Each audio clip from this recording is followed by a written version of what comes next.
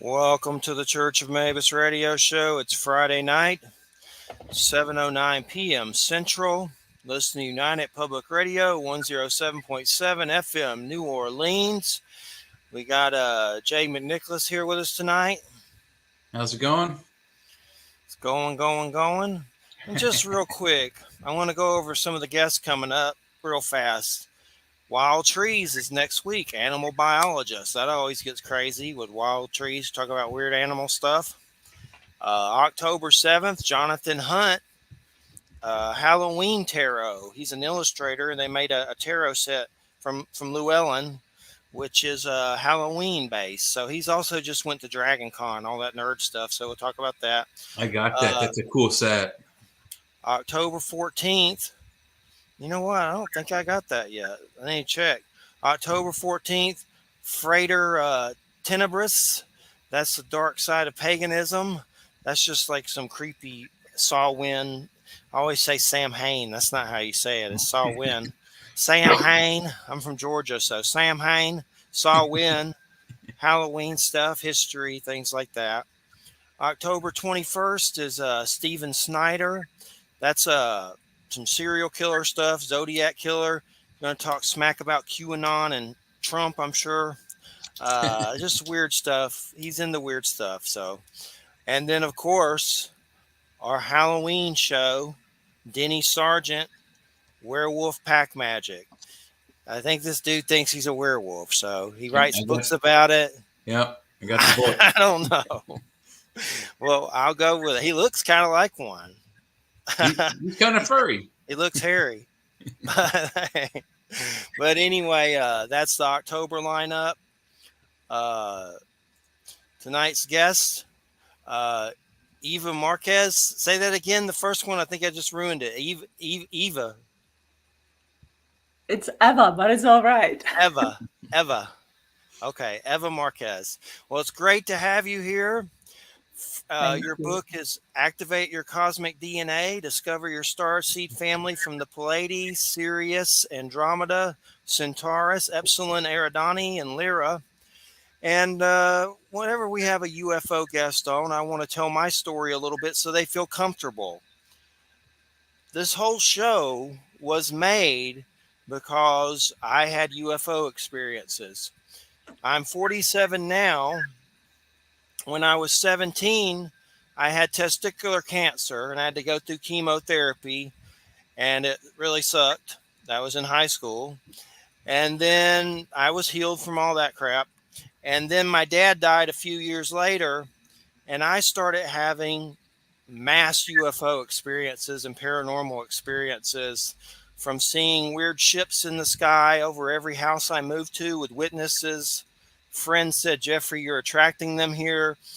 And I didn't know anything about that kind of stuff. My extent of knowledge of that was E.T. and Star Wars when it came to anything alien. So it freaked me out for a while. I didn't even want to come out of my house, but I did. And then you got to where you want to see the stuff. It's like sipping from the Holy Grail. So, and I've also seen a wide variety of beings, and from light beings, I've seen those with my physical eyes, completely sober.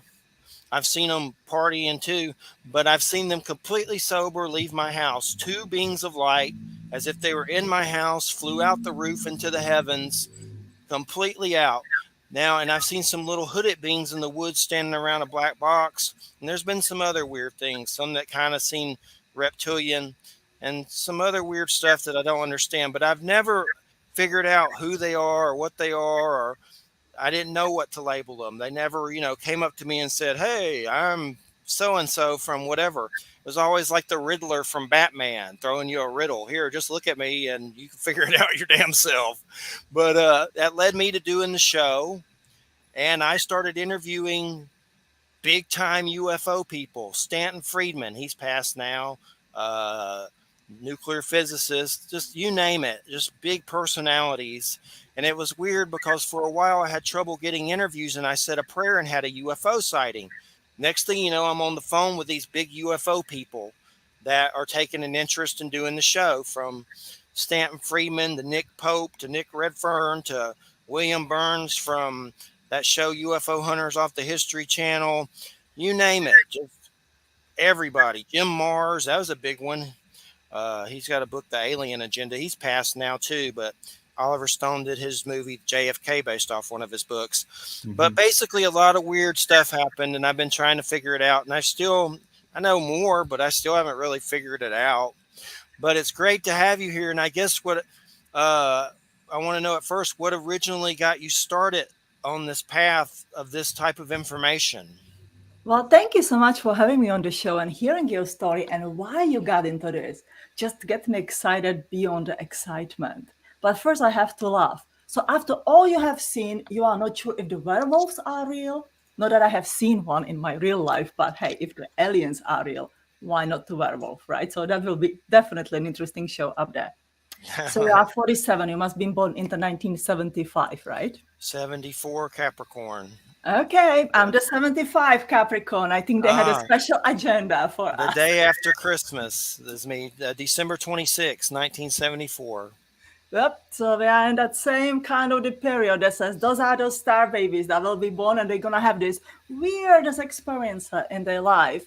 So they can spread the world that aliens are not that bad, and all these movies that we are seeing literally just bring the fear within us. And perhaps there's a little bit different part of the story as well.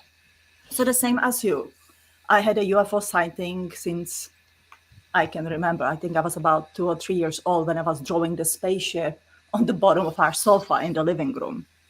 And, as the life goes on, it was also an illness. So we have a lot of things in common, which I found absolutely fascinating. For you, it was a Yes. testicle cancer. For me, it was a Lyme disease Oh, okay. um, 14 years ago. And of course, all this led into this. With my Lyme disease, I left the body and I didn't go what everybody says, I went to the heaven, I seen the things. I went inside of the inner earth. It took me several years to really figure it out what had really happened. But I 100% believe I went to this, city of the earth or crystal cities of the earth, Shambhala, whatever we want to call it. And then I received the information on the healing, how to heal, and that I'm a healer, and this will be, the part of my next journey, and literally working with the star seeds all over the world, helping the people figure it out that, we came or we are part of our ancient aliens heritage, and we do have that alien part within us. And if we are become or are heading toward to become multidimensional beings, that means that we have to embrace that alien within us, because we are not much different than those that we will eventually meet. So you were shown cities of light. What state were you in? Was it a dream state? Was it where you actually saw them in a ship? How did you see these cities of? I've heard of cities of light and stuff before, but how did that? Can you tell us a little bit more about that?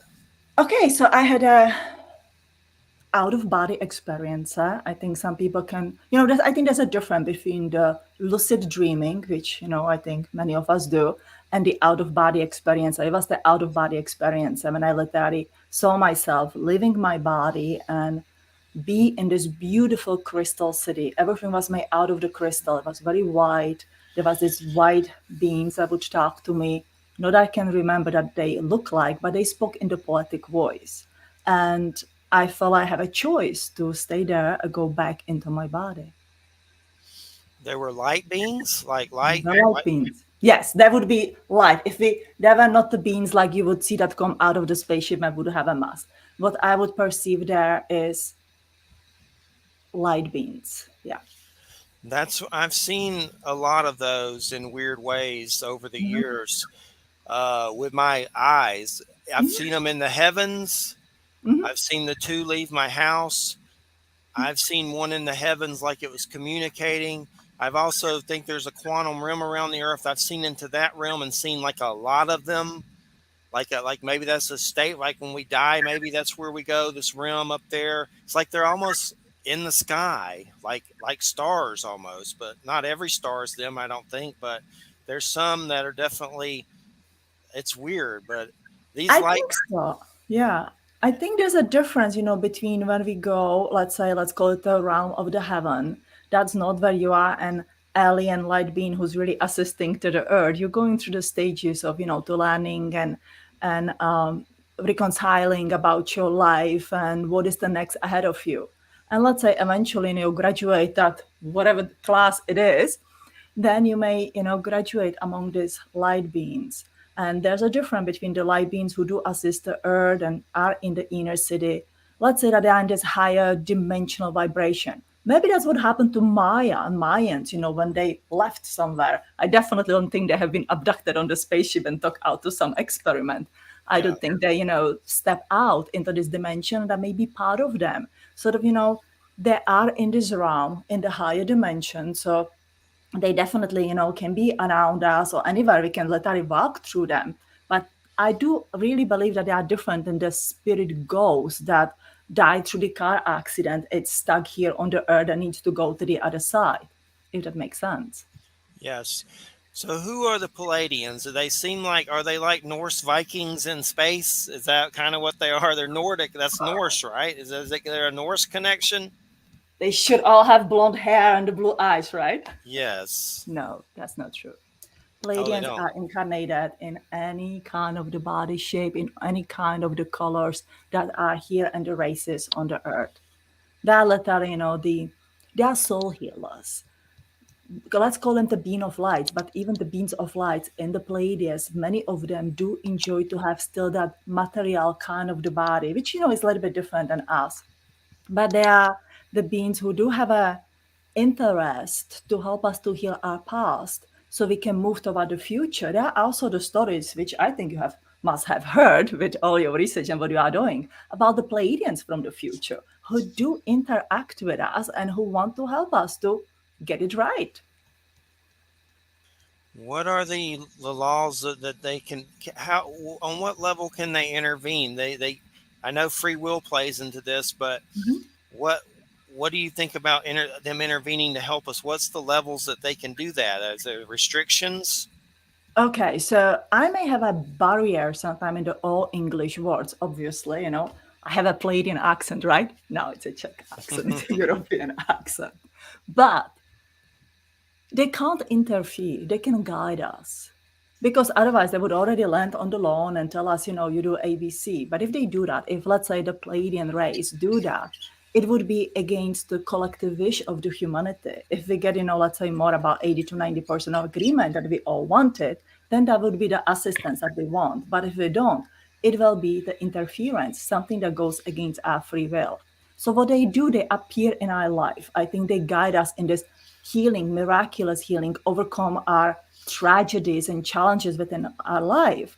And that let us, guide us on this journey to search for more and share it with the world. If the things what happened to you have not happened to you, you would have a totally different occupation.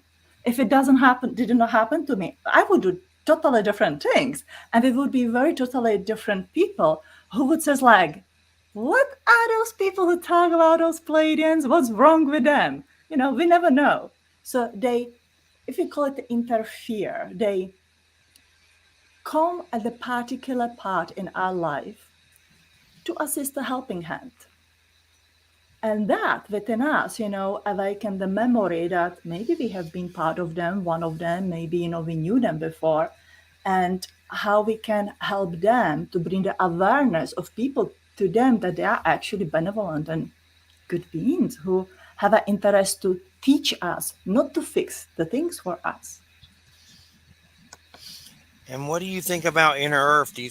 What can you tell us about that? I know I've heard things about hollow Earth and inner Earth, but is that where some of these beings live? Is that like a space, like another dimension? What do you think about it? Well, I think that the inner Earth is absolutely real.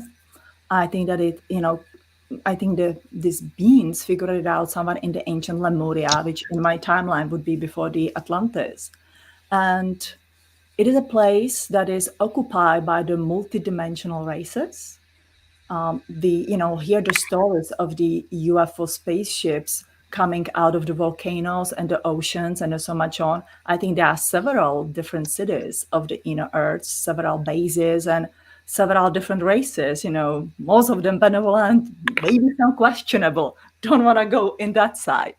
But if you think about it, almost every channeling that anybody does, there's this story of the earth is the important part of this universe. It cannot be destroyed. We do whatever it takes to protect the earth. Why? Because the people are living inside of the inner earth. If you think about it, all the technology that we are given is more go explore the space. We do not explore the inner earth much as we would build colonies on the Mars or the moon or anywhere else. Maybe there's a reason why. And when you say in that first part of the book, under your star-seeded history, you say the Rainbow Bridge. Is that the same thing that people talk about with their pets, or is that something different? Where their pets go when they die, they talk about the Rainbow Bridge, or is that something different? I think it's the same thing. I think we're just using the words that bring the comfort to us and that we connect with the same kind of the knowledge. So we may call it passage, tunnel, being thrown off the spaceship on the earth. The rainbow bridge literally is the word of the meaning that when we come here, we lower our dimensional consciousness and we are not able to remember pre-birth information that we had. So you channel them, correct? Can you tell us about that? And how did you learn that gift? Did it happen after what happened to you? What were some of the things that started that gift? Okay, so I could, to looking back at my life, once you start, says like, here I am, and I starting to understanding everything, then you start putting the puzzles together all the way to your earliest childhood as you possibly can. Pleiadians, or these benevolent beings, have been with me since I can remember, and I have about 1-2-year-old memories. But I could not really, to understand it. And I actually was one of those people who would be very afraid of all of it and try to kind of like shove it into the closet that doesn't exist. It was when I turned 28 and was pregnant with my first child, when I told myself that I need to face my fears. I cannot be just afraid of these things and the beings that I can feel, because I can barely feel them. I now, have a few visions, but the feeling is the predominant ability I have. So I started to explore it and start to look into spirituality and read the books and connect with the guides. And then one day it happened. One day this boom of the light came and says Pleiades. And believe it or not, I didn't know what the Pleiades was. So I went to search it. I think that was before the Google yet. And this constellation came out, and that literally, was this action-reaction process where I suddenly felt like, wow, I started to cry and was like, oh my God, this is home. This is where I belong. And that's how it all started. And then, to develop the channeling ability is just a training. Same as we are learning to ride a bike. We can train ourselves to connect to this high vibrational energy and channel information. Are they telepathically sending it? Because that's how a lot of people say in these experiences, that's how they communicate. Is it coming from them telepathically? Yes. So I heard the voice only a few times in my life, very few times that I can count like on the one hand. But it's telepathic, yes. Well, one thing I wanted to ask you about was reptilians. I've had some reptilian experiences, and at one point it was under psychedelics on Halloween night. I saw some strange beings at a lake, and they reminded me, I've seen pictures of Mayan gods, and I like have this oracle set with wood glyph carvings of their gods, and that's what they look like. But it was very weird, and they were definitely not physical. It was like multidimensional or almost like a hologram. But that's one was like a hydra, another one humanoid with something on its head. It was very weird. But my first thought, being from Georgia, which is a kind of a redneck place in the USA, and growing up Christian, I was like, devil, fallen angels, oh my God, I freaked out. But they kept saying sing, dance, and saying like loving self-help stuff to me that was positive. So it was weird. But my point is, I don't think every reptilian's evil. And it seems like a lot of people are trying to paint that picture. Is there a wide variety of those type of beings from good to evil? Well, I think this is a beautiful discussion. I'm so happy that you brought it up because so I'm in the South Carolina. We are neighbors. Again, lots of extraterrestrial common kind of the things. I'm in Florida, but a lot of my stuff happened in Georgia, and then I moved to Florida. I've had stuff happen here, but a lot of weirder stuff happened in Georgia for sure. Because you live close to the latitude 33, I bet you if you look and you see which ley line it is the latitude 33, that goes from the Charleston here, well, Summerville, all through the Phoenix Light, the Arizona, the famous, the New Mexico, the famous UFO sighting and stuff, like it's all up there. But back to your reptilians. First of all, they are programmed.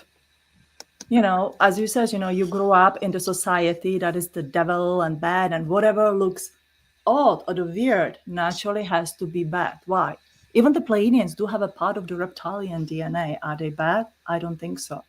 They always say, same as we have a bad and the good people on the earth, we have a bad and good people in the universe, or beings in the universe. That would apply to any extraterrestrial races, not only to the reptilian races. Here it is very popular to use the reptilian in the movies, in the horror stories, in the kind of the books, and paint them into the most vicious beings who do eat the children for the breakfast. Do they not? I'm not here to prove it or disapprove it. What we are here is to learn to look with our emotions and the feelings, not just with our eyes. You may walk on the street, wherever it is in the Florida, Georgia, or in the Chicago, and you may meet the most gorgeous person who takes the gun and shoots you.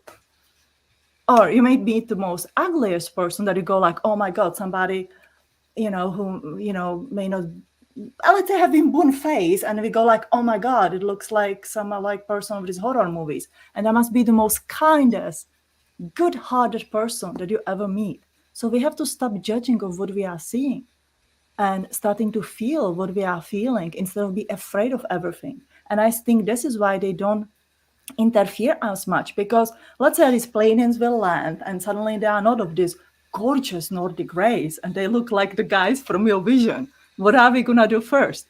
Protect ourselves.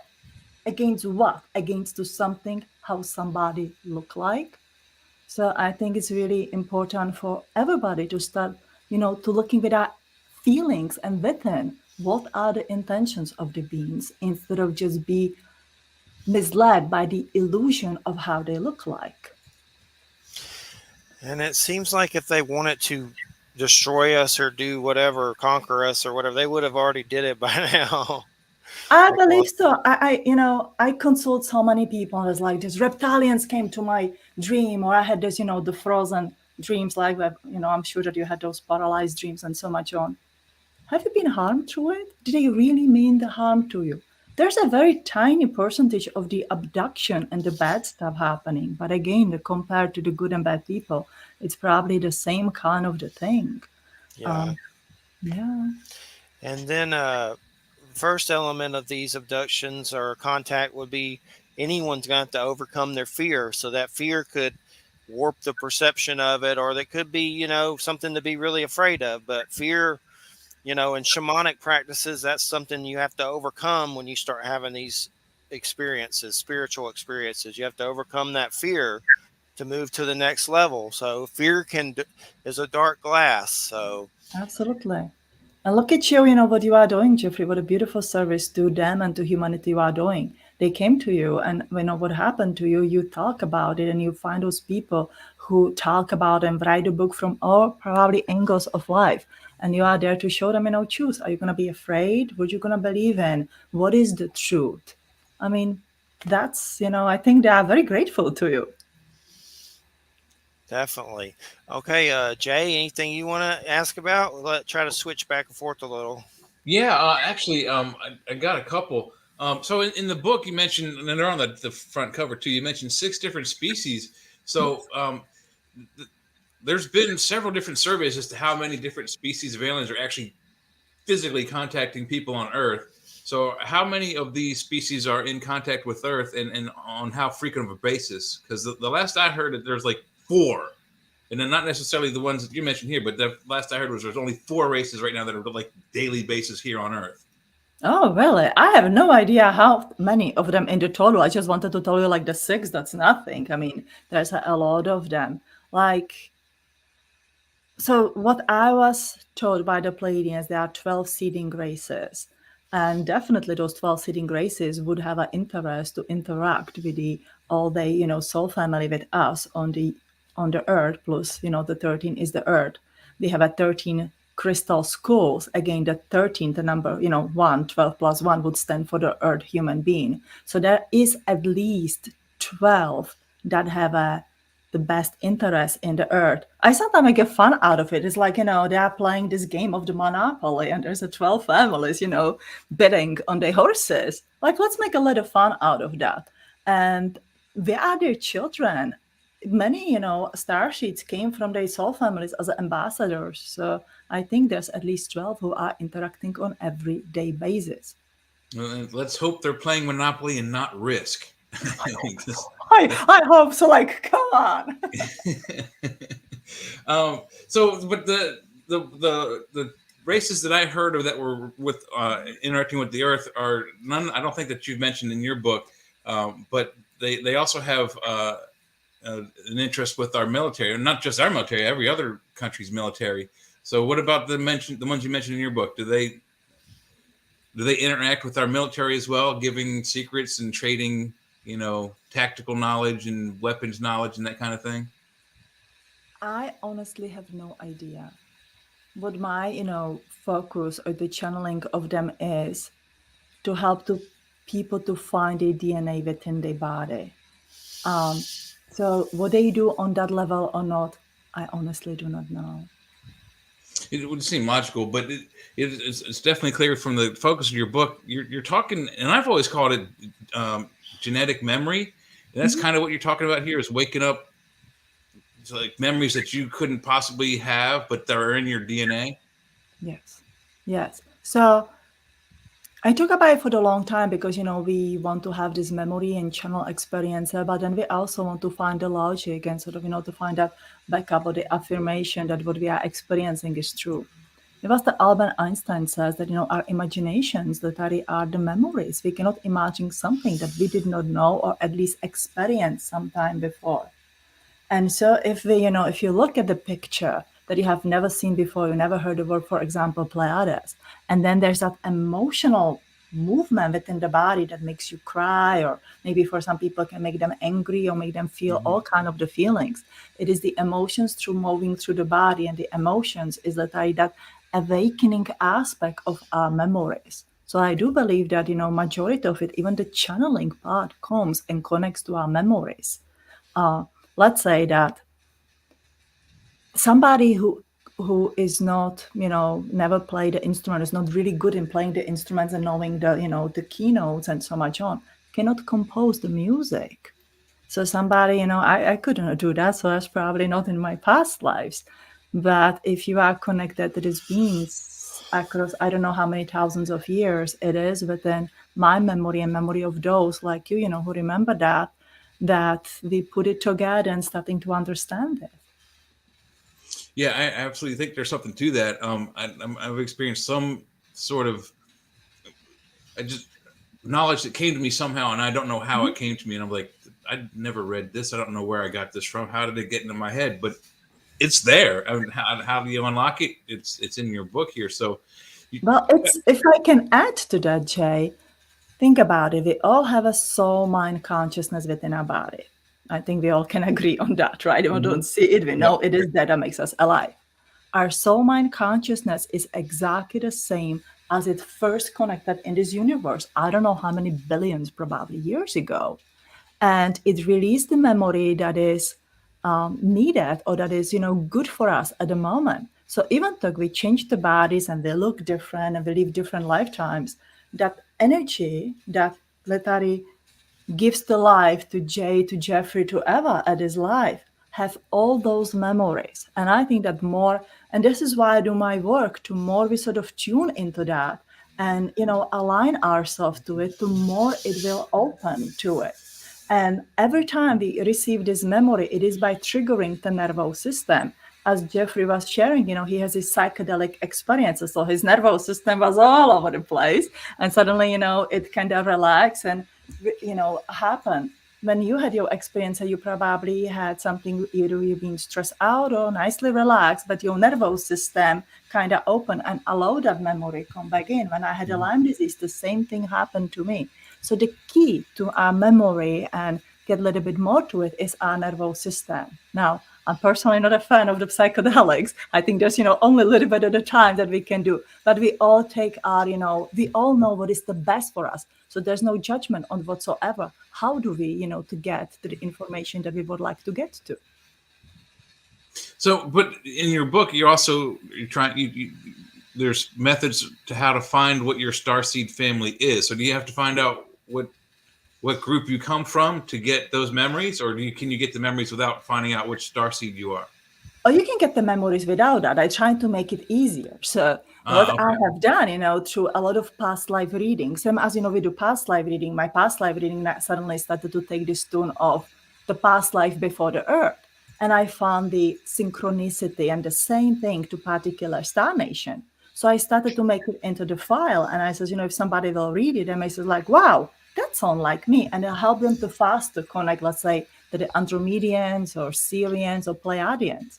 But as some people know, and again, usually, which is interesting, I think the people find a similar group of the friends and the people around them where they came from because they have this similar interests. Mm-hmm.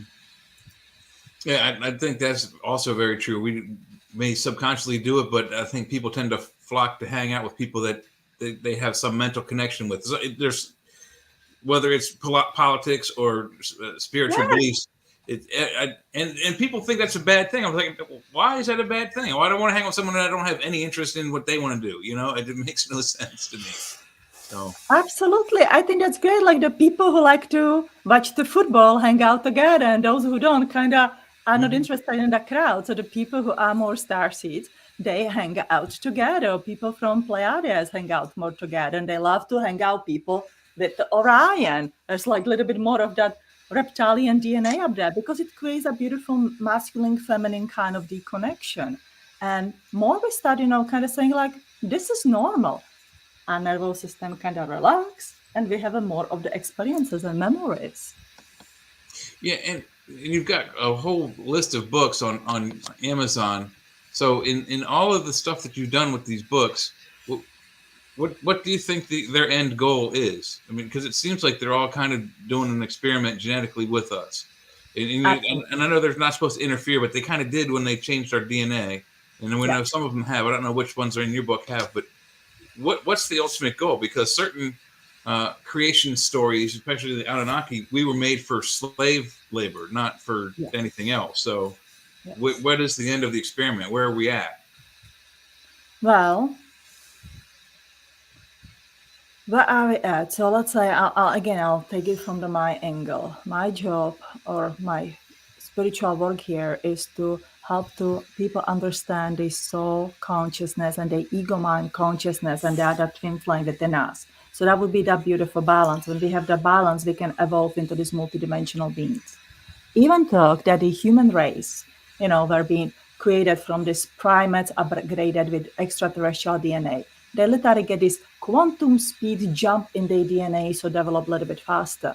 Yet, they are on the trajectory to become multidimensional beings. So here is something interesting that is actually not in my book, but in the new book that I'm working on, because I love to write about this stuff. According to Chinese medicine, every single organ holds some kind of the energy. Now we have 12 meridians, we have 12 main organs. We actually have 10 organs plus the pericardium, which is our blood circulation, and the immune system, but they all count for the 12. We have 12 strands of the DNA.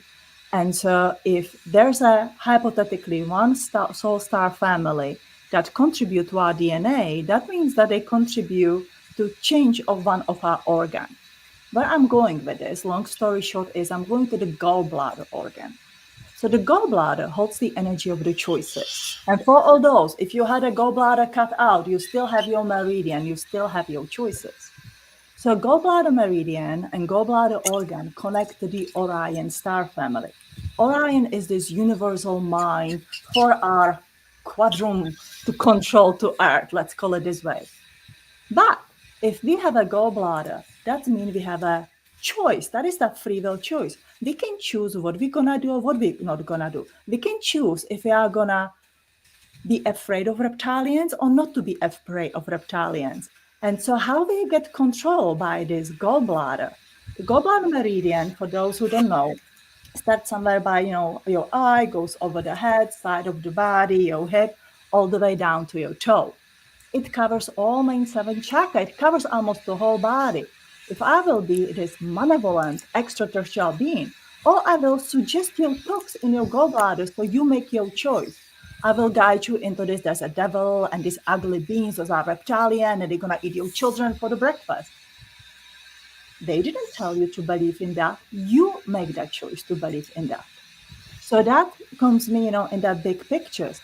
If we were made, or if these bodies were made as the slavery race, they could have lacked this function, and we could be the slaves forever. But we are not. Everything changed over those thousands and thousands of years, and that function to make a choice, shift in our multidimensionality, give us the right to evolve from these human bodies into whatever we are going to be. So the slavery race somehow was released into evolving race. So maybe, again, it is what kind of the story we do want to believe. And I know, we should not all believe in one kind of the thing, but it's mind-provoking to think that, yeah, we do have a choice, and we are not really blocked up here. We're blocking ourselves. Yeah, true, but none of us have the full story, so it's hard to really gauge. If we had the whole story, and I'm sure there's some people, there's some speculation that the Vatican has the whole story, but they don't let it out. That is true. Yeah, if we were to know, I think if we were to know the full story, it would be considerably different. We are always said by whatever Bible you read, whatever the tradition you read, that we were created in the God's image and likeness. Yes. So if we're petty and warlike, what does that say of our gods? Does it mean that they're also warlike? I believe in that. Yeah, I think it's absolutely 100%. If we were created in their image or with their DNA, we would necessarily have the same habits. Yes, I do think so, and I do think they, and they say that in all their channeling that they had the issues. They were warlocks. Part of them destroyed themselves by the intelligent, artificial intelligence and so much on. And they want to help us to become the better version of them. But when you brought up the Bible, not that I read the whole thing, but there are stories of the people who live in the one body for the much more than one lifetime. We all know that the lifetime has been shortened to this plus minus 80 kind of the years. It is written up there. So if we don't look at the godlike thing and we look at this, okay, we were made up in the image, and they were actually capable of living in such a long time, or the King's List, right, from the Samaria. I mean, look at that. No, if we are they in the image, then that must be the capability within the body. It's just somewhere to look. Now, I'm fascinated, and I practice the Taoism, and there are these Taoistic tales about the immortals, about the ancient immortals, especially the immortal sisters that live in the body between 600 to 800 years or a little bit longer. And that literally goes, the last story from the book Immortal Sisters goes somewhere about, oh God, I know it's like 1200 years back only. The people had that knowledge. It just kind of, become more withdrawn and more secretive. And as you said, if we have a full story, we can do it as well. But that should not stop us in the searching and practicing. See, the story is the one thing. The practice, how we will embody it and doing our everyday work is the another thing. Then, hand in the hand, that may lead us to the place where we would like to be. Yeah, that's part of the problem, is that if you look at the planet, there's so many that are just, the education system planet-wide is, the lack of education really is really what the problem is. There's just not enough of it. And I don't know if that's going to help, but the people that have the money, they could easily fix all that, and they don't. So that is true. But then it's up to us, to find these bits and pieces and putting them together. And if you think about it, we live actually in the phenomenal time where we have a But we have a use of technology, the radio, computer, TV. Of course, it's used for a lot of miscommunication and control, but it's also used for this free talk and for this spread out of the good and positive information, and that can speed up the thing. What if we can just, create 100 monkey syndromes? Of course, we need a little bit more than the 100 people of it. But if we all click in the same consciousness, in that same vision, and so much on, through the technology that we have today, it can happen without the books from the Vatican or the ancient Asia. Yeah, it would be nice. The television was actually, it's funny you mentioned that. It was originally invented as a tool for teaching, and I think the internet kind of sort of was also too. But the potential that it was made for was lost in the entertainment value. Yeah. So I mean, that's why they call it the boob tube nowadays. And now, I'm sure generations from now, they'll call the internet the boob tube at some point, because all television is coming through the internet now with streaming. So that being part of the problem, do you think? Now, if you look back, and you don't have to go far, just to the 1900s and then back up to here, there weren't any planes in the 1900s. 1904, we got a plane. 1905, we have planes like crop dusters. Go a little bit further, we've got planes that are fighting over World War I.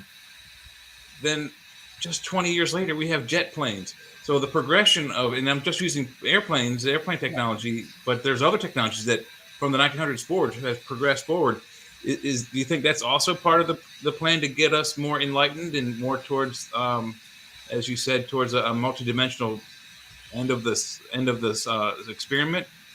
Because I don't think we're evolved mentally enough to handle some of the technology we already have, but yet the technology has exponentially increased from the 1900s till today, and it seems to be part of the whole thing of the whole thing. I do think that we definitely got help by those extraterrestrials with the technology, and they give us more and more. But there's a trap as well. As you said, technology is growing much faster than our mind consciousness. And what we need to really sustain is the soul mind consciousness, because if we just continue in the way of the technology, I mean, there's a fine line that we have to learn to hold. We know that the artificial intelligence, is already here, and it's going to grow much faster than I think we are feeling comfortable about. And so that's the spirituality. And I mean, look what you guys doing, really bringing all that awareness to everything of it. We do need to focus a little bit more on that spirituality and not to get just seduced by all the technology. Now, we have to learn to go half and a half. I don't say, to leave out the technology and go live off the grid. I mean, there has to be the merge between both of them. But I think we have to more than ever to focus on how do we, recall these memories and how do we become heart-centered. That's why, let's say that the Pleiadians want to teach us about our ancestry. It is not just you go to the past life regression and come out like, wow, this is it. They teach you to go on this journey to understand. Why do they make the crop circles without the explanation? So we push ourselves to understand, to feel it, to understand the symbolism of it, that we challenge our mind and help to grow our mind alongside with the technology. Because if the technology just go, in the speed where it goes, may not be the greatest thing for all of us in the future. True. Yeah. Some technologies are better than others. So I totally agree with you on that 100%. And I think if I can add into it, maybe it's really also look at it that, we live in the place of duality, right? Earth is a duality. I think the whole universe is the duality. And so there is seen and unseen thing. So let's say the computer technology in its wholeness, from the airplanes to the computers to everything, it's the physical matter that we are using. Now, with that, as it grows, let's look at the spirituality. Like I'm the fan of the Florence Shinn, who wrote this phenomenal books in the 1921. Like since the 1900s, there's so many phenomenal spiritual books that we can think about it, and writers and the leaders. That spirituality to me will be that unseen thing. So there's the movement of it. In the 50s, this all would be still woo.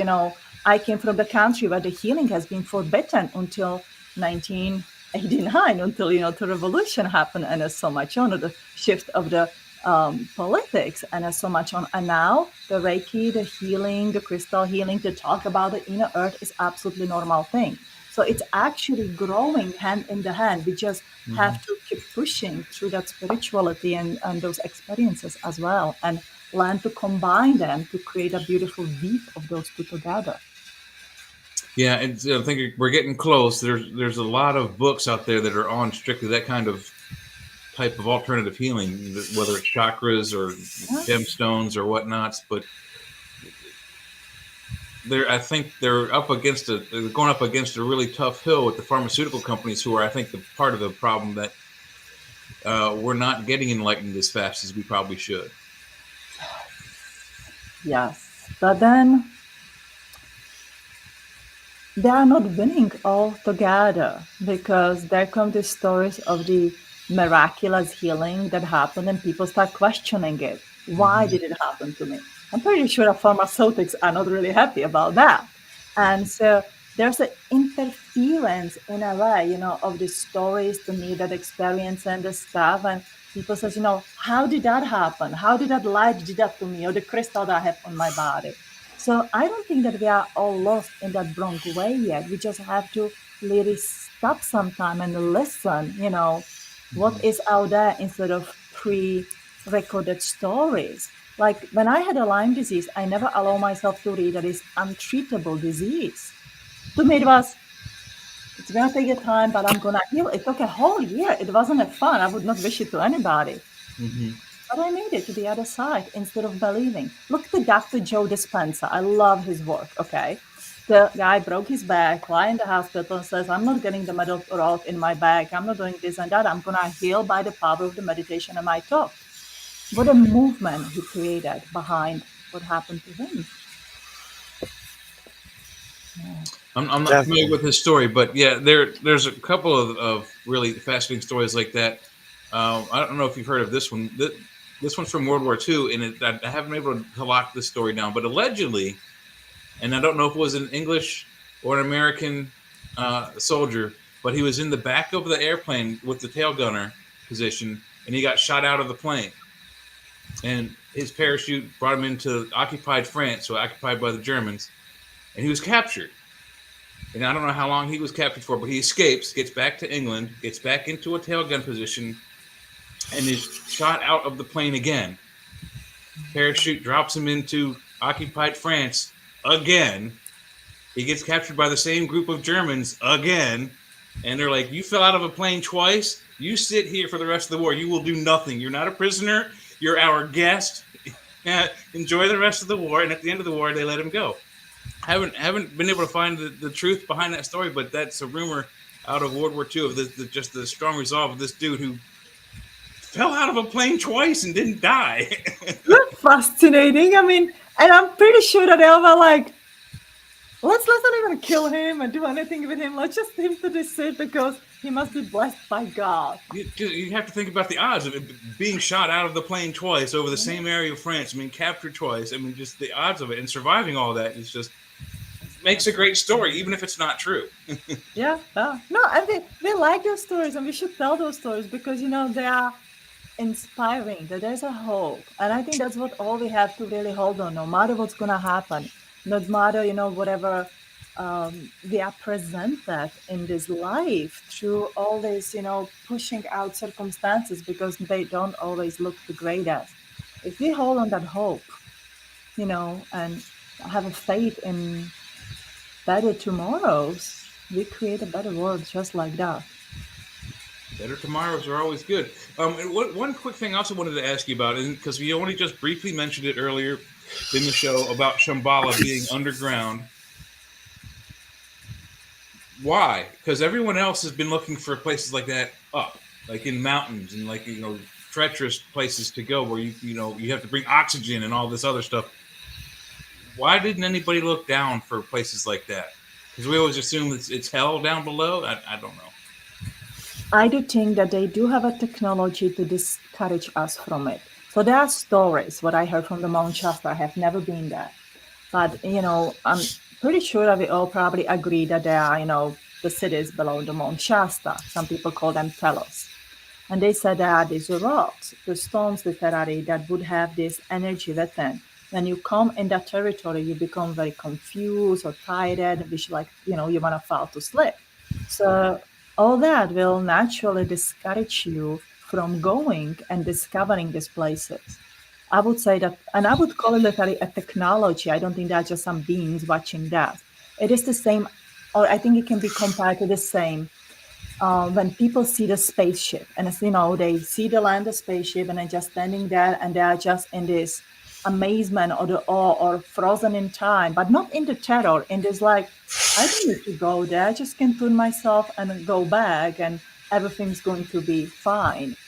There is something that sent out this electromagnetic frequency or the vibration that may, make us feel like confused or the good or like, I don't really care, everything's okay. Like, you have a glass of the wine, you go like, I don't care, everything's fine. They all can go that way. I'm just gonna sit here and I'll be okay. I think that's how it works probably. And they may be the ones who will literally give us the technology, says, yeah, sure, you want to move to the moon? Go! Here is something that you go. Because, as we talk about this pharmacy and so much on, there's something that they share with me, that the Earth is a pharmacy, totally different than the pharmaceutical, the industry here. Earth is a healing place. When you come to the Earth creates the antidote to all kind of the illnesses. It is her gift. We just do not know how to retrieve it. Literally, we don't know. Even I do not know. But they talk about it, and that's one of the reasons why they come here. They come to the Earth. It may be also one of the reasons why they do study us. There are many people who tell, and I had that experience to be on the spaceship and, we look at and seeing the other people that they look at, and they says, we're just looking at how the ego mind consciousness is progressing. We are not harming them. We just want to observe their behavior, and they go back into their life and they don't even know that they have been anywhere observed about their behavior. So I don't see it as an invasive kind of way. It'd be nice to see if we could at some point read their data, because I don't know how long you think that they've been here. There's all kinds of speculation on it. I think they've been on this planet since before there were humans. So it'd be nice to see if they have any data of dinosaur, like videos of dinosaurs in the dinosaur age, and maybe even further back to when, the first creature walked out of the ocean, to see the actual beginnings. And if they've been here that long, they would necessarily have that data, and that would be kind of fascinating to look at. I do think they have that. I honestly do. Have I seen it? Absolutely not. But I do agree with you. I think they have been here long before the humanity evolved. From my memory or from my channel, there was a life here, an animal life, only the animal life when they first arrived. And of course, they have seen it from the beginning, and they know the truth that we would like to know as well. There's also some other things that people have channeled about literally our creation, like the Urantia book. Have you heard of that? And what is your take on that particular? It's like 1920s is when it was channeled, but it reads a lot like the Bible. Okay.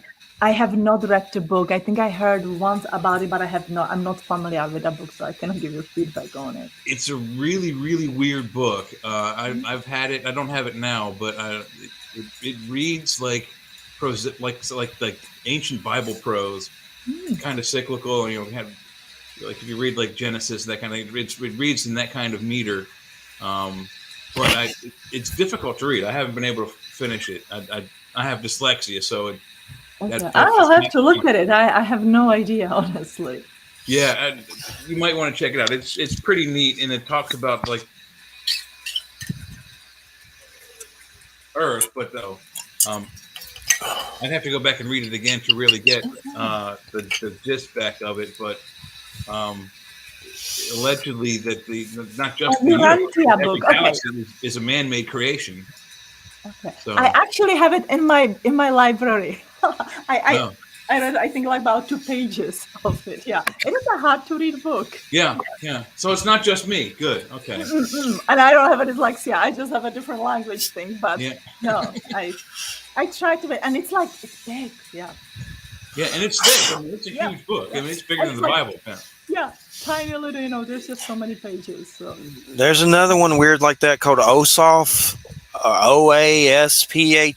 I know some lady was on the show about it and sent me one of them, and I never read it. It's like a weird Bible. It's kind of like that. One thing I wanted to ask, what do you think when it comes to the natives, Americans, which I have a lot of them on the show, and I do shamanism topics a lot. Which of these alien races are connected to them? Do you think all of them are? What have you learned about that? So what I learned, there are particular Syrian beings. And, when there was the Atlantinian, cataclysm, right? They knew that, some of them knew that it's happening. And that's when they, the part of them retrieved into the inner cities. Part of them already had a prepare escape into the ancient Egypt. And then when they started to new life. But those who literally went into the inner cities and then they emerged as the natives, those are the ancient, especially the Syrians. Now we have a story of the Kachinas and Seven Sisters, which would connect, to the Pleiadians. The Dog tribe would connect to the Syrians, but the majority of them would be Syrian beings. Now, there's something interesting about these extraterrestrial races because many of them have been trained in the Sirius. So maybe, under that Syrian training, they learn how to be inside of the earth and, with the Syrian teachers, then after that emerge. And depending what kind of the teaching they would carry on, they would connect it with the beings that they would become, in their creation stories. And I would not be surprised that those extraterrestrials were literally freely flying here, especially in the American continent, until the Christopher Columbus came. See, this is something that I found fascinating. I have no proof about it whatsoever. But in the Europe, we have everything perfectly documented. Here we have a native tribes who have all these pictures and creation stories and star beings walking to them, and we know literally nothing until, Vikings and the Christopher Columbus, right? So I do think that they came from extraterrestrial races. Ancient shamanism connected to these Syrian beings and, following what, we brought from the stars and grounded it inside of the earth. Pleiadians told me there's no single teaching that you would just take this knowledge from the Sirius of Pleiades and utilize it on the earth because it is not compatible with our bodies. It would kill us. Any healing and so much on is not compatible with the body. So literally, those shamans and the natives, they have learned how to take that teaching and how to utilizing to the earthly realm and apply it to the human bodies.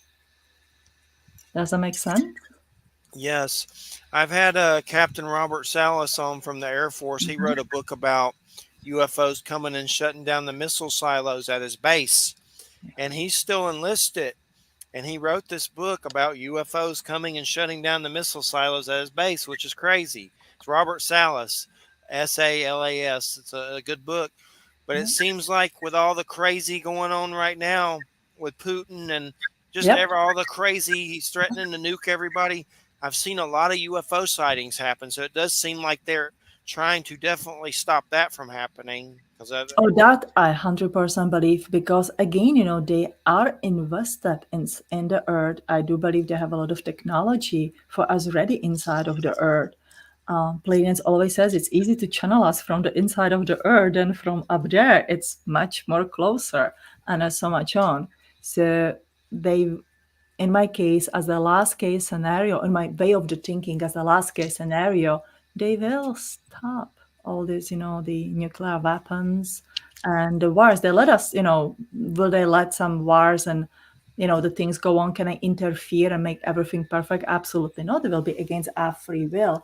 But if it will interfere with the complete destruction of the earth, then they would interfere. Am I right about it? I don't know, but that's my belief about it. Definitely seems like we're on the verge of that possibly happening lately. It's been insane when it comes to nukes, for sure. You got Putin putting his finger on the button, so it is scary. It's creepy. But again, believe, for me to think about it, that yep, they are in the inner earth. They are invested into humanity. There are 12 families playing the Monopoly, not the other game. They want us to survive.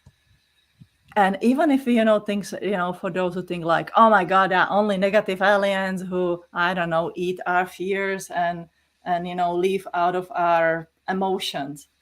Well, if the earth is destroyed, they lose the food bank. So even they are invested in making the earth survive.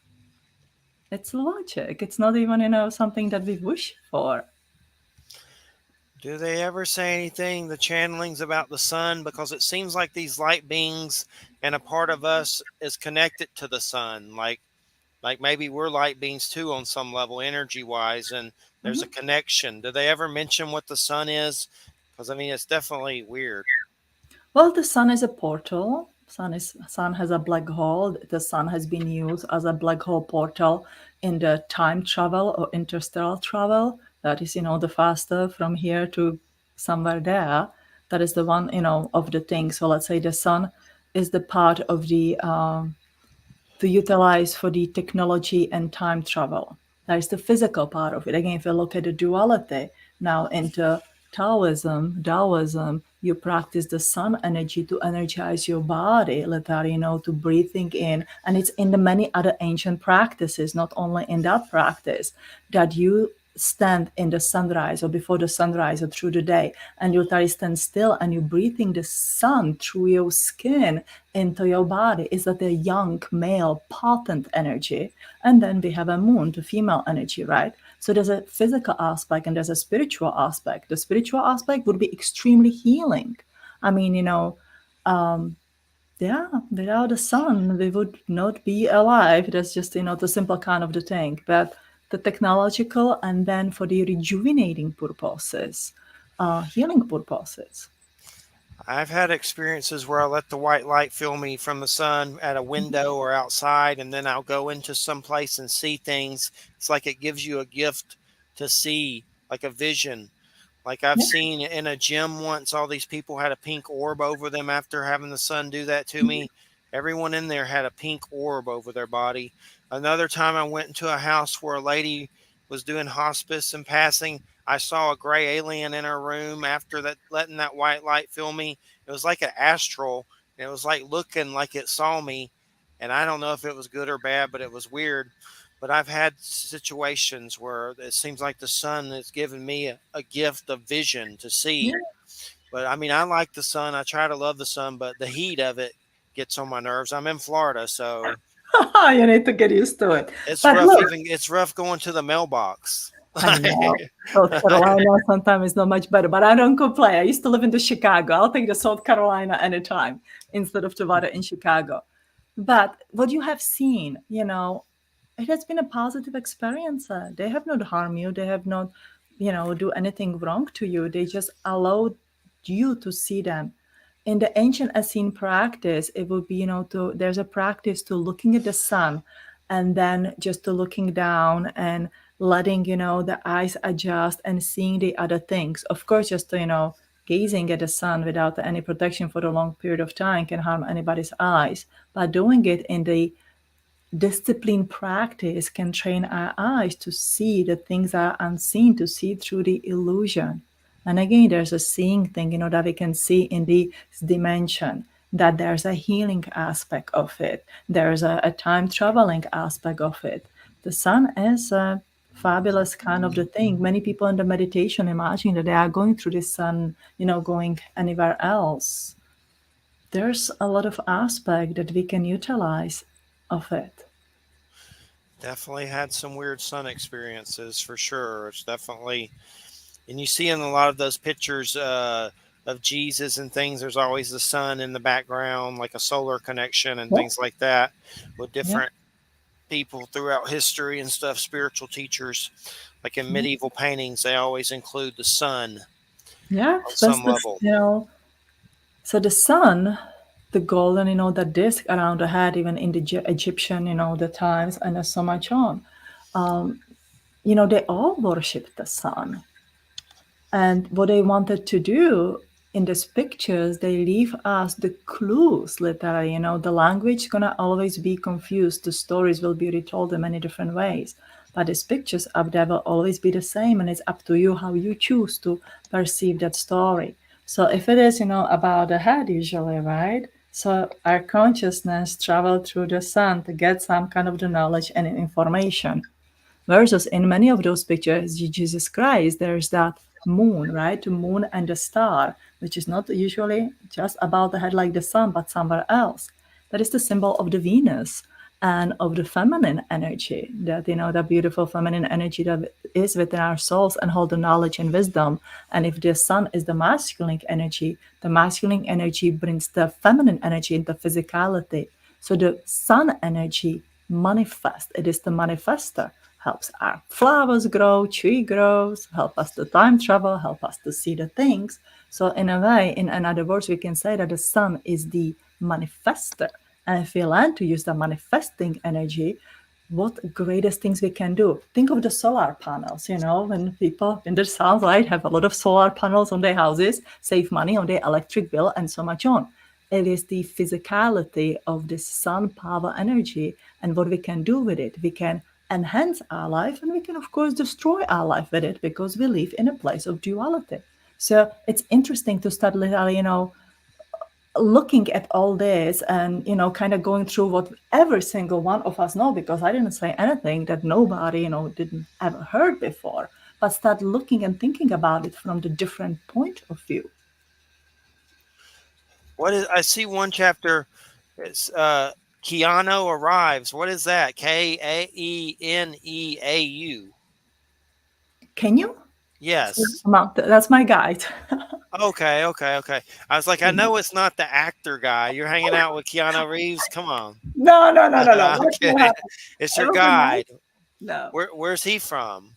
So he's from Pleiades, and that's the word how I, heard that when I had that feeling. So I was trying to connect with my guide. I was doing these meditations as other people, did, and people have these stories of I saw the Jesus Christ, or somebody came to me, and I had nothing, nada, absolutely nothing. And then one day I'm washing the dishes, and I feel this presence, beside me, and I hear, and that's actually I heard with a physical man voice, "Can you?" And Pleiades. Those were two words that I heard. And Kenyu has been guiding me since then for about plus minus about, I think, 19 years or so much on. And the Kenyu is not like, somebody who says like, oh, this is it, ABC. Kenyu has this philosophical aspect of life.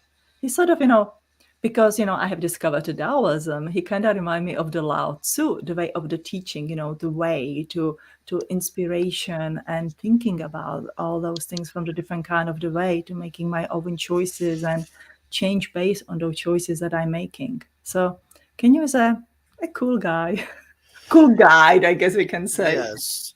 One thing I've seen, I want to ask you about Capricorn, because it's not often I get another Capricorn on the show. But I see in a lot of tarot readings, they like to try to say we're the devil card. I'm like, that's not right. Maybe a little bit. But what don't tell me, Dad. I never heard that one before. If you look at any of those tarot things on YouTube, I swear they say Capricorn's that. But we also have another card, but I don't know which one that is. But they they don't say that we're just that. They say that we're other levels of things. But sometimes they lump us in with that card a lot of ways. And that card doesn't necessarily just mean like a real devil. It means all kinds of different stuff, but I've noticed that and I get kind of upset about it. They also think we're all stockbrokers and millionaires and billionaires and whatever, I'm a stockbroker. Yeah, right.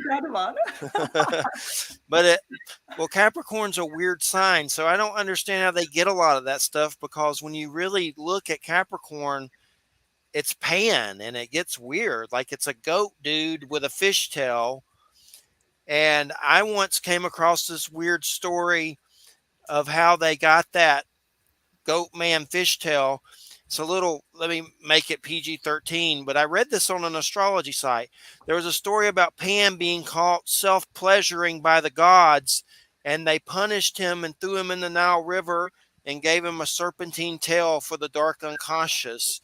And I have seen weird, like statues of Pan with doing stuff to go weird stuff. That's kind of weird. But there are interesting people that are Capricorns, like Anthony Hopkins, Brad Pitt, Rob Zombie. I would say Marilyn Manson, but he's gotten too creepy lately with sex rape stuff. So we got to get rid of him. He's like raping people. So no, Marilyn, we don't mention him. Yeah, let's throw him out of there. Rob Zombie's okay. But what is your experience of Capricorn? What is it to you? I mean, how is it? Well, thank God I didn't hear all those weird stories that you did. But Capricorn to me is we are overachievers. We are, it's like that goat climbing on the top of the mountain and holding itself there no matter what. We want to see the truth. We want to bring the truth to the people. We are not broken that easily. We have a drive. And I think that's what it is. And I think that is inspiring, when somebody's climbing and making it on that top of the mountain, everybody else can do it. So I would take that spin on it and forget the weird, perverted kind of the part of the stories of it. And Yes. so let's just take, the best out of it. We do need to have a little bit more fun because I think we get too serious about the work. We have workaholics, I think almost every Capricorn. And it's I don't think it's a bad sign at all. I think it's actually pretty cool to be comfortable with it, that we have a drive to succeed and make this world a better place. I mean, you can have a drive to succeed and make this world a worse place and become a serial killer one way or the other. You can pick up, the best part of it or the worst part of it. So we are picking the best part of it to making this world a better world. And with the drive that we have. Jim Carrey's a Capricorn. See, I That's love not Jim bad. Carrey. Yeah, Yeah. there you go. Let's stay But there. yeah, I like your view of it better. I've always heard the story about the goat keeps going up the mountain, then he goes up top, then he croaks. But you got a more positive view on it for sure. It's better. I do too, but I've seen that in the tarot stuff on YouTube, and it bothers me. It's like, why are you doing that to my sign? I know, that is just so Not bad. right. And the devil in the major arcana card, if you look at him, okay, up there. So there's let's call them the Adam and Eve, the man and the woman standing there. And they are literally, they have only one hand in the shackles to both of them. And the devil is there, maybe like that fear, like a Capricorn, like that goat. You either climb on the top of the mountain and you overcome your fears, or you're going to sit on the bottom and just wait, whatever's going to fall down and have it up there. Everybody has a choice to free themselves from the fear. So let's only that we as a Capricorns be showing the way to people that they can free themselves from the fear. So we scare them a little bit with our horns. Maybe those are the alien horns. Like, they cover them like with those horns are alien antennas so nobody sees. Because, that time when we were born, who knows? I'm just totally joking about it up here. Yes. I put in Capricorn Tarot in Google, and the first thing it brings up is the devil card. So I don't know why they're doing that. It's like some new fad that I missed somewhere that they started. I don't like it. I'm just trying to figure out. But it's bull crap is what I think. But the planet Saturn is very fascinating. Very, very strange. Death and time and father with the scythe. And the Grim Reaper. And again, you take too much dark spin on it. Really look at it like we're showing people, don't be afraid. Everything's going to be okay. Climb on the top of the mountain. Look what a beautiful world it is. So let's just take that better spin on it. I got to quit with the horror movies, Wolfman and Dracula. I think just easy down a little bit on it. From that better point of view. Definitely.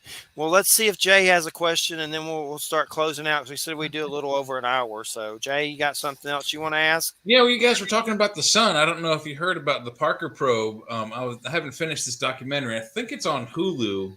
I don't know, but on one of the streaming services, there's some really, really fantastic footage, and there's a NASA link I put in the private chat. They've got like a 7-year mission of this probe going around the sun, and each time it goes around, it gets closer and closer and closer, and until eventually, I guess it's going to crash into the sun. I don't know, but they had some really, really cool footage of the sun, like lightning bolts happening on the sun, not just like the plasma discharges. So I don't know if you guys have heard about that, and if you have, what did you think about it, and what have you seen? The footage of the sun from this probe is unlike what you've seen recently. Mm-hmm.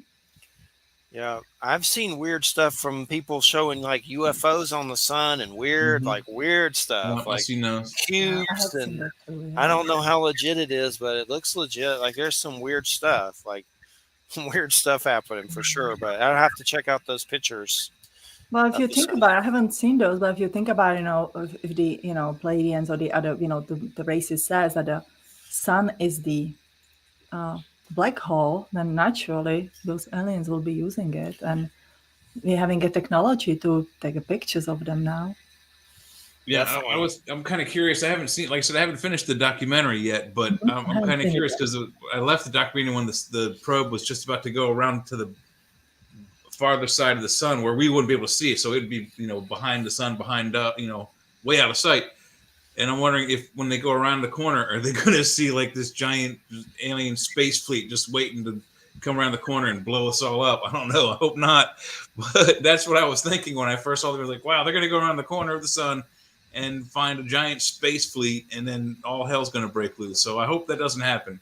I don't think it has, but It doesn't happen because, again, they have a bodies inside of the inner Earth. Unless there would be a biggest galactic wherever, this is like, oh my God, we have found them inside of the Earth and let's get rid of them. Those up there who I think they may be like in the Alcyon by the round table, again, playing their little Monopoly, just, for the heck out of it. This says, Code Red, the big fleet came through the sun. We have to help them because they're going to destroy them. I don't think we are going to the destruction. I think that the Earth is going to be I here. don't either. But that just went through my head when I had to leave to go to work and I couldn't finish the video. I was like, yeah, they're going to go around the back and see a giant space fleet. Yeah. Um, They but don't. They don't. They don't have to do it. They just wait for Putin to do it if they want to do yeah, it. They don't need to do it. They just wait for us to do they're it. Oh, they're mind controlling Putin to do it for them. Yeah. Yeah, maybe. You never know. It's weird. Well, one thing I want to get you to do to tell us a little bit about before you go. Tell us a little bit about the exercises and meditations to figure out what your lineage is. What can you tell us something about that, or how we go about that?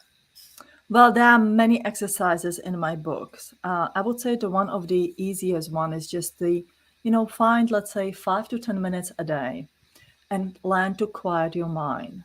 And let's say that there's an exercise that I call the body pendulum. It works on the base of the kinesiology testing. When we can, sit still and we can ask our body, basic yes and no answer. Am I Eva? My body sway one way. Am I a man? My body sway the other way. You have to use your yes and no answer according to you. And you can use this in the meditation, start asking, am I a starseed? Yes, no.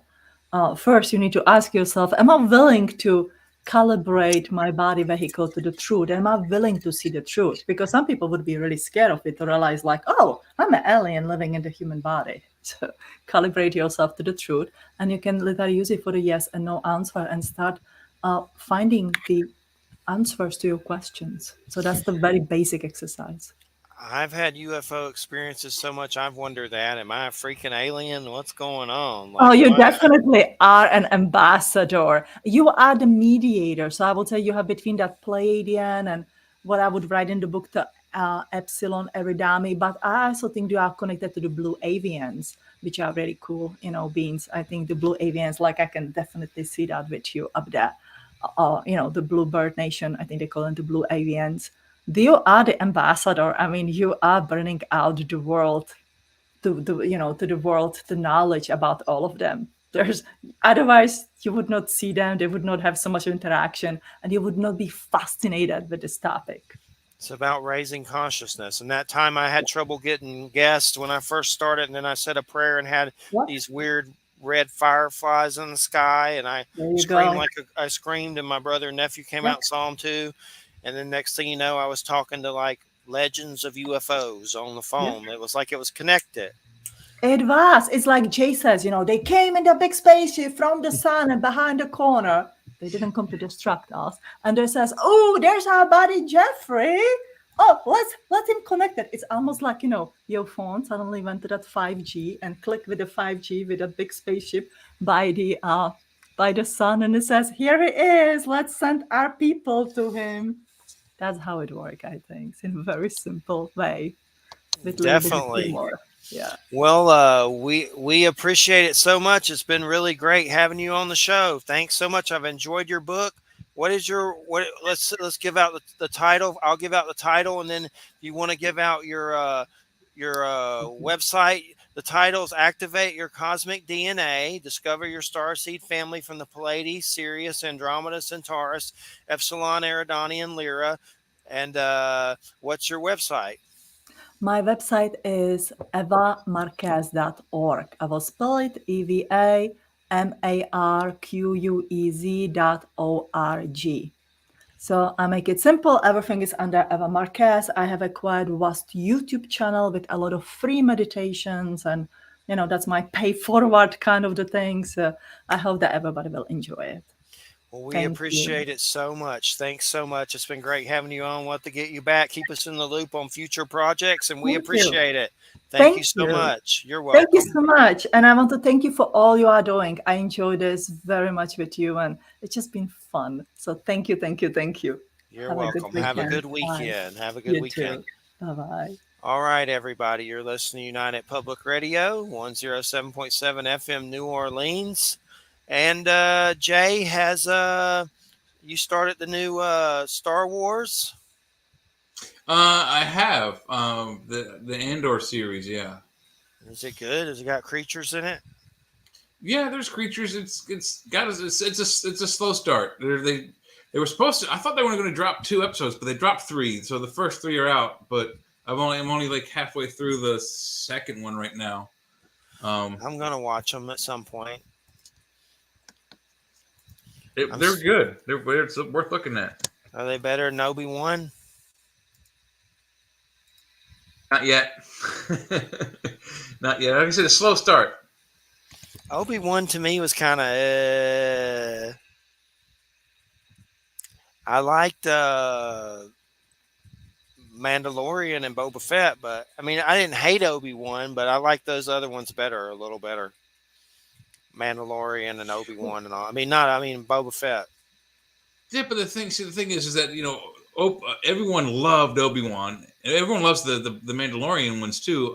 But they loved Obi-Wan. They're trying to get answers for a second, third season, and they're getting the runaround. Yet here's this, one-time character from one movie, and they want to try to make him have a multi-episode series. Right now, it's a slow start. I hope it gets a little bit better. The trailer has some really, really great stuff looking in it, and I'm like, oh, this is going to be a good series. But right now, it's just getting its legs. Definitely, I'll check it out. Yeah. What about Rings of Power? Have you started that? Yes, that's really. I like good. it. I like it. I like it. I think it's really good. I don't want to spoil it any, but I mean, I'm pretty sure the guy who fell out of the sky. Who do you think he is? I don't know. I've heard different things. Some people think it's Gandalf. Some people think it's some other dude. It's got to be Gandalf. That's possible. Has to be Gandalf because he does the thing with the bugs. Yeah. So. But he came from a comet. He fell out of the sky in a rock. And then what about that dark elf dude? Is he Sauron? That's what some people think. That little creepy elf dude. I mean, or Sauron or something. The dark elf, the elf that went evil with the orcs. So I think so, because it seems to me that this is supposed to be the origin of how the rings were made and how Saruman came to power. So we're going to get the origin of Saruman, the rings, Sauron, the wizard, Gandalf the wizard, Galadriel, and Elrond, and maybe we'll get to see the origin of Celeborn and a few others throughout the Lord of the Rings famous people that are supposed to be alive. Isildur, I think we'll hear some more about him too during this time. So yeah, I like it. I'm intrigued. There should be another one. There should be another one on right now. Actually, I'm on the 5th one. Yeah, the 5th one should be out today. Yeah. And why do people hate it? Because they're idiots. They're mad because they have a black-skinned elf and dark-skinned hobbits. And the Harfoots, which are what the hobbits of the books come from, they're supposed to be ruddier skinned or darker skinned. So I don't know what people's problem is. And then there's other people who are purists, so like there aren't any black skinned elves. Well, Yeah, there are, and even if Tolkien didn't write about them, who cares? Yeah, who cares? The black elf character is actually pretty cool. He seems to be. He's going to be like the not the ranger. What's his name?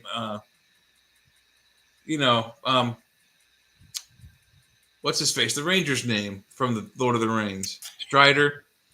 He's bonking Tits McGee too. Yep. Yeah. Is that little kid? Who's that with the artifact? And that old man had that symbol too. That's evil, isn't it? It's they have one of the swords of the kings of Angmar. What is that? I think that's what that is. Because every time he bleeds on it, it grows. Have you noticed? Yeah. So what is that? What is that's evil? Seems evil. It's an undead blade. That's not, you don't want to be holding that. Yeah, it seems like, so it leads back to Saruman and all that crap. 100%, yeah. So what's going to happen? Could that little kid be something that's going to turn evil? Because usually when you plan with stuff like that, you turn into Gollum or something. Maybe he becomes Sauron. I don't know. We're 5 episodes in. For sure. How many episodes are going to be? 8, I think, or 6? I don't know. 8 or 10, and then I'm sure there'll be another season. Let's see. I'm sure there will. It's on episode 5 now. It'd be 8. Yep, 8 episodes this season. Orcs are pretty well done. I think it's the same production company that made the Lord of the Rings movies, so it looks like Peter Jackson had a hand in it, but I don't think he's involved. I don't think so either, but maybe the companies that did special effects. Peter Jackson does his own special effects and a lot of stuff, so I don't know. There's similarities, though. I'm thinking they're using the same they must be using his studio then to do the special effects, because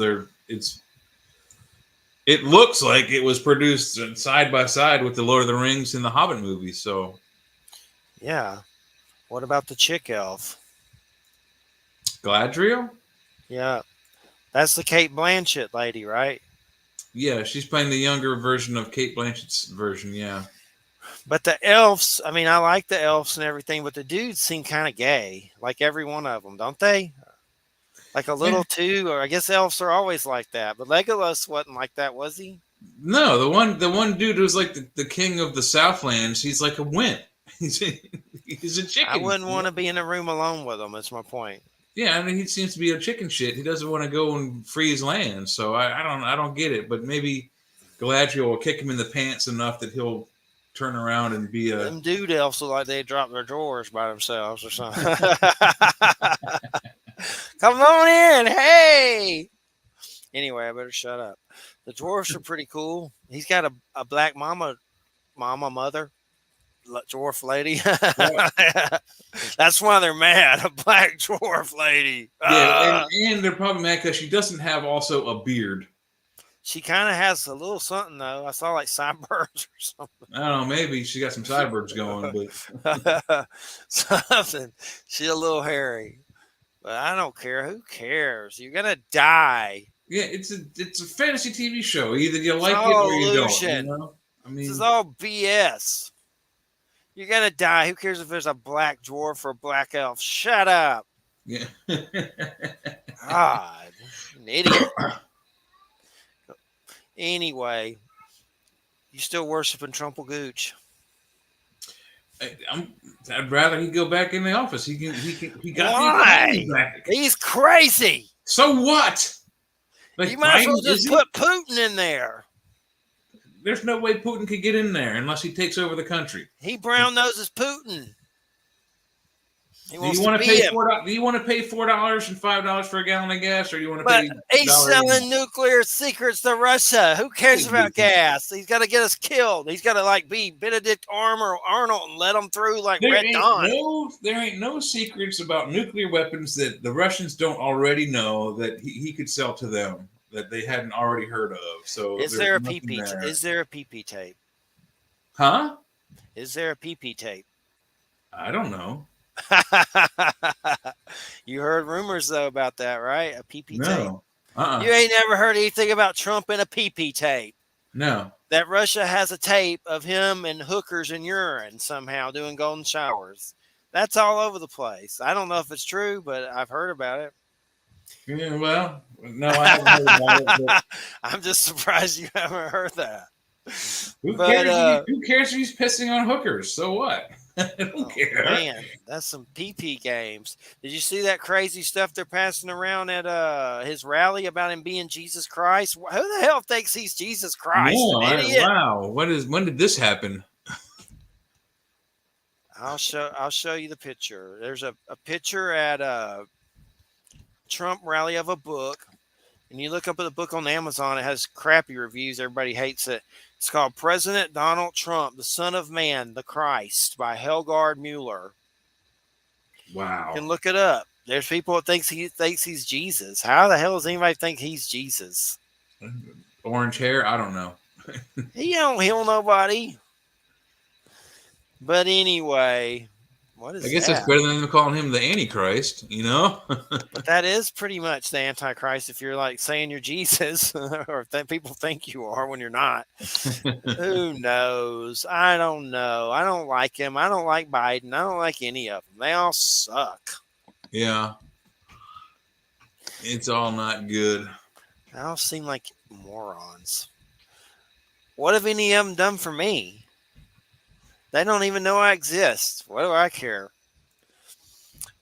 But I know one thing that'll make me vote against Republicans is how dumb they are about pot. They're trying to change all the pot crap down here. We got legal pot in Florida, and these little religious freakos, and there's nothing wrong with being religious, but these nuts trying to apply their Jesus stuff to people's weed intake. It's like, kiss my ass. Wow. Freaking idiot. Think I'm going to vote for your idiot ass? I'll vote for the crazy trans liberals so weed will just be legal just to piss you off, you pricks. That's what I think about it. Weed should be legal. I'm sick of this crap. I'm sick of paying so much for it. Sick of the stupid license fee you got to pay just for their dumb card. Just because of a bunch of religious nuts who can't smoke a doobie but probably drank and pop pills like morons. Mm-hmm. I hate them. Anyway, you talk about something. Double standards there. That's for damn sure. It's your turn. Well, no, I agree with you. I mean, there's no reason why it should be legal or illegal. Stupid. You go back to the Revolutionary War. George Washington made it mandatory for everyone who had more than an acre to dedicate at least 1 acre of farm to make hemp, to build rope and sails for the Navy. They're just stupid. It's just them trying to put their religious crap on everybody. Mm-hmm. You can believe in Jesus and still smoke a doobie. It's like, God. Or you can be like me and not believe in Jesus and still smoke a doobie. Oh, I don't know if you could be in the Trumpelgooch Club if you don't believe in Jesus. I don't care. You hear this, ladies and gentlemen? So you don't think there's any kind of Jesus? You think it's a fake story? I don't believe in any nothing. Supernatural. No. Supernatural? I don't believe in any supernatural beings. What do you mean? Gods. What about aliens? Those supernatural, right? That's paranormal, but not necessarily supernatural. It's natural as hell, actually. What about Christ consciousness? Like the Jedi stuff, the Force, like the Buddhism, Nirvana. That's something, right? Like a state of super consciousness that you achieve through spirituality. Or I agree that there's some genetic memory available out there. We can get it out of our own genetic, what our genes have memorized over the decades. But yeah, no, I don't believe in the Christ conscious either. What about the Force? No. That's Star Wars. You don't believe in the Force? I'm a Trekkie dude. I like Star Wars, but you grew up with Star Trek first. So, what else have you been watching, you atheist bastard? I watched the new season of Cobra Kai. I'm in to catch up on that. I like it. It was good. I'm hoping it was brief because they dropped the whole season on the first day, and then you watch the whole thing and you're over at the end of it. You're like, I want more, and there's no more. You have to wait till the next season comes out. There's so many. I'm behind. I think I've only seen like 3 seasons. There's like so many now. They're fourth or fifth season now, and it's 10 episodes per season. So there's 50 episodes now. Crazy. That's a lot. They're coming out with a movie, but it doesn't have a connection to the show. You can watch those pretty fast. That's what I'm saying, is they drop the whole season all at once on one day, and then you watch it. It may take a day, it may take 2 days, it may take a couple days, but then you get to the last episode and you're like, it's over. They're only like 30 minutes or something, aren't they?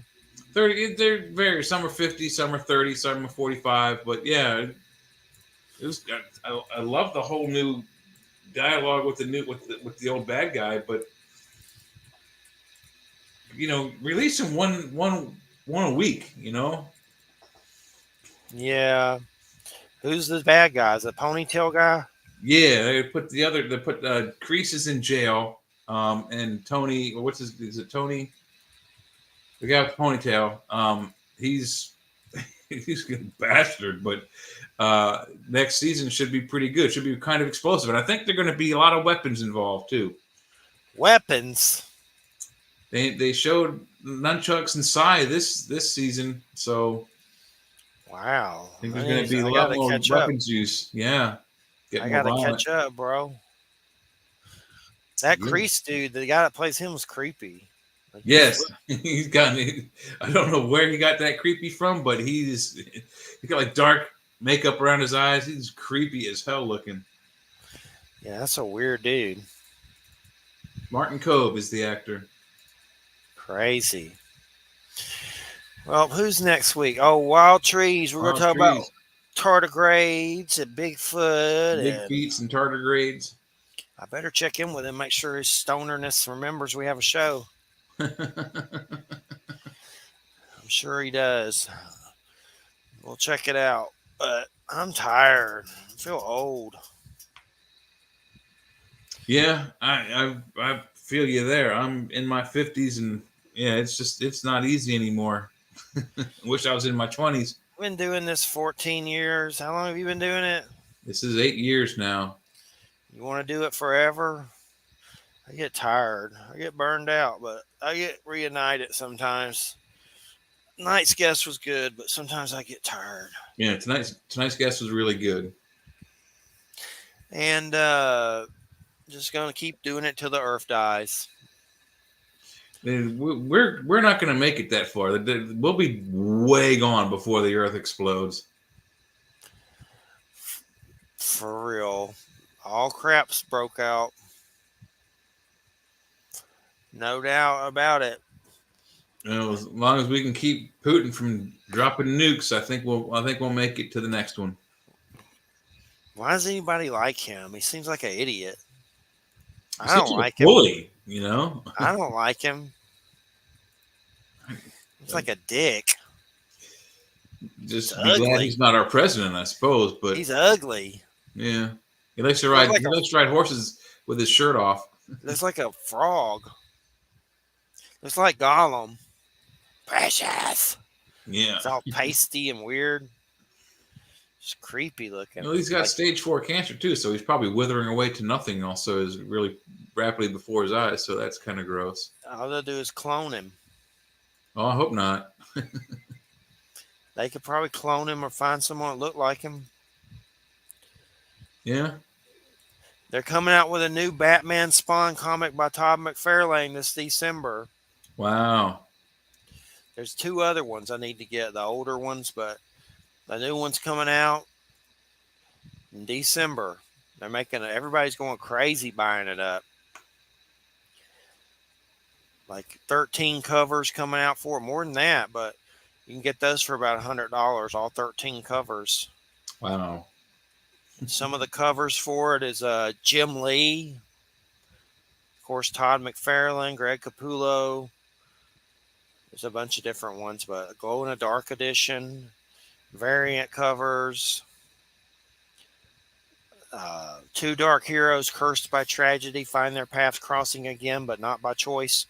What sinister foe is at work pitting the Dark Knight against the Hellspawn? From the shadows of Gotham City to New York City, this epic event is the blockbuster you've been waiting almost 2 decades for. Batman Cool. Spawn. And the first book comes out in December. It's just one book. Like graphic novel? Yeah, well, not a graphic. It's about 48 pages, but just a one shot. There's 2 other ones out there too that are old. War Devil, then one that Frank Miller did. The guy did Sin City and all that. So there's 3. There'll be 3 one shots total out there since whenever. You doing that political stuff after this? Yeah, if Joe's having a show, yeah, I'll be on it. Yeah. Well, we got 5 minutes. Any questions from our audience? Some lady cussing in chat.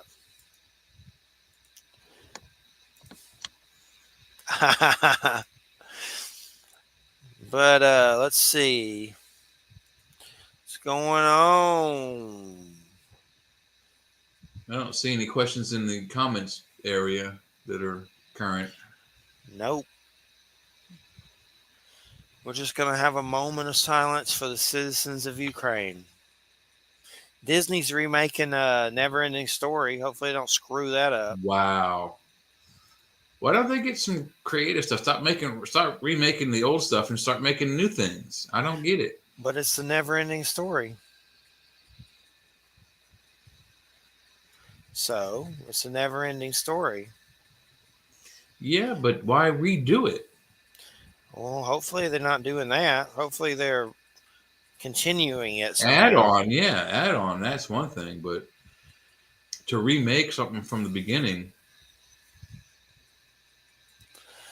Yep, it is a trip. I saw Return to Oz on Disney. You ever seen that? That's like a weird Oz with that Fairuza Balk in it, that girl from The Craft. She's a kid, but it's a weird Return to Oz movie. Yeah, I saw it a long time ago. It's weird. It's good. Mm-hmm. They're going to give Dorothy shock therapy. Shock therapy? And she escapes. Yep, shock therapy. I saw The Black Cauldron again. That's a good one. You ever seen that? The Black Cauldron, a cartoon on Disney. Time ago. Yeah, that's one to watch again. That's weird for Disney. It's kind of Lord of the Rings-ish. It's good. Mm-hmm. It's got some armies of the dead and weird stuff, and this crazy dark wizard that's crazy, and a little bitty goblin that's his little henchman that he chokes, and a pig that has magical powers. It's pretty good, though. It's worth checking out, The Black Cauldron. It's an old one. It's only an hour and 20 minutes. Good one to watch if you're dancing with Mary Jane, baby. Yeah. It's got some good visuals. Some good visual eye. Yeah, I definitely saw it a long time ago. It's been a while, though. 20 years, probably. It's worth watching again. I've seen it a few times. I want to watch Sword in the Stone. Oh, wow. Yeah, I haven't seen that in a long time. That's on there. It's good to sit back and little Mary Jane and some of them old Disney cartoons. That's right, baby. That's right. All right, everybody. Well, I got to get out of this chair. Yeah. Hurt Mine's my not back. that comfortable either. Well, everybody stay tuned for Wild Trees and then our world-famous Halloween lineup. Everybody, thanks for listening. Have a good weekend. Good night, everybody. Night.